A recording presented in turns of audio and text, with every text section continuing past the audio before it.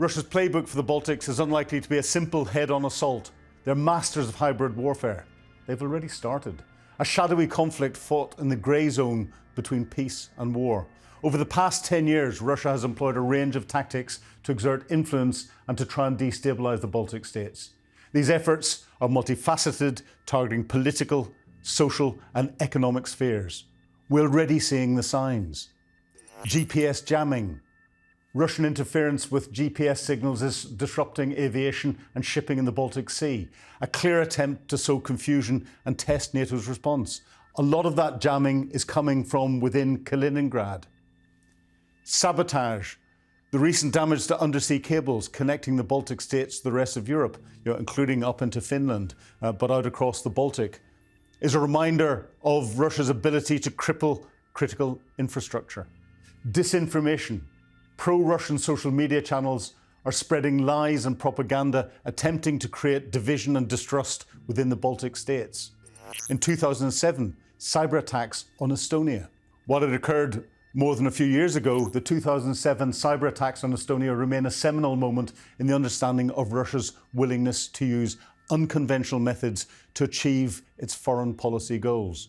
Although Russia has denied any involvement, all of the indicators push to this being a Russian attack. Following the Estonian government's decision to relocate a Soviet-era war memorial, the Bronze Soldier of Tallinn, the country was hit by a wave of massive coordinated cyber attacks. The attacks targeted government websites, banks, media outlets, and effectively crippling the digital infrastructure of one of the world's most enabled e-nations. Though Moscow denied any official involvement, the sophistication and scale of the attacks pointed towards a state-sponsored, or at least state-condoned operation. Russia tends to use a lot of the cyber-criminal gangs to carry out state activities as well. This event served as a wake-up call for NATO and for the international community about the threat of cyber warfare and its impact on the country. Effectively, it closed Estonia down for over a week. A pattern of malign activities beyond the 2007 cyber attacks. Russia's destabilisation efforts have been persistent and have evolved over time.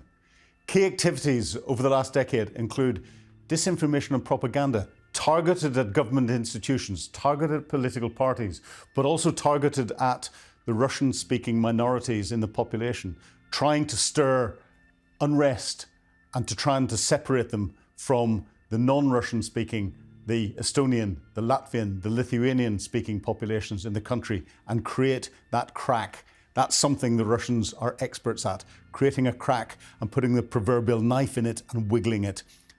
Disinformation propaganda is one of those ways of doing it. Political is another way that they've done it, and they have supported pro-Russian political parties. Interference and military intimidation. We're seeing interference in the day-to-day activities across the states through cyber activities, through trying to support opposition parties and opposition groups, through bad press, through stirring up protests or unrest in the population that considers itself ethnic Russian. And the intelligence operations, good old espionage, spying operations, gathering information on the states, but also making it obvious that that's what they're doing. Exploitation of minority issues. Anytime the Russians see an opportunity with a minority issue for the Russian-speaking minority in each of the states, they will try and stir that pot a little bit to suggest that they're being oppressed, they're being pushed down, they've not been given equal rights in the states. It's quite clear in each of the states that no matter what language is the first language, equal opportunities are there. But the presence of a significant Russian-speaking minority in the Baltic states is largely a consequence of Soviet-era policies that encouraged the migration of workers from Russia and other Soviet republics to the region. After the restoration of independence in 1991, the status of these populations became a contentious issue. Latvia has the largest Russian minority at 26.9%. Of course, the greater percentage of them will be concentrated close to the Russian border. Estonia, 24.8%. And again, with the greatest concentrations around the Russian borders. Both Estonia and Latvia have got direct borders with Russia.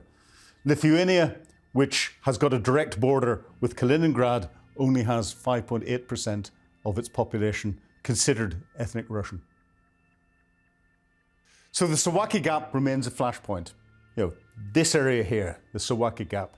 A Russian move to close the corridor would be a direct challenge to NATO and could trigger, and almost certainly would trigger, Article 5, because both Lithuania and Poland, which control that gap, are members of NATO.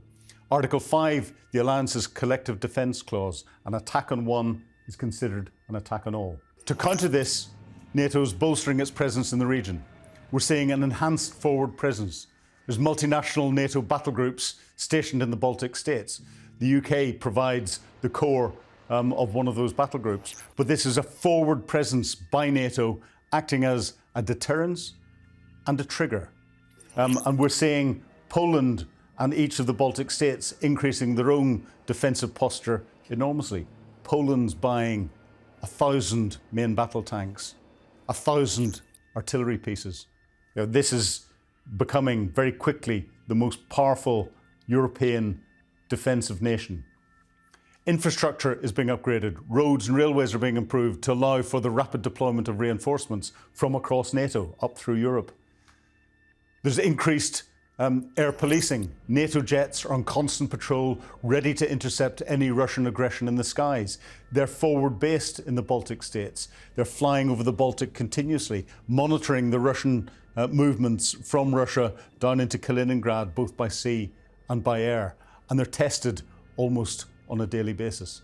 But the Baltic states are not just waiting for NATO to save them. NATO, as I said, is forward deployed as a deterrent and trigger to protect them. The Baltic states are preparing, they're fortifying, and they're sending a clear message to Moscow. We will not be the next Ukraine. But the question remains, will it be enough?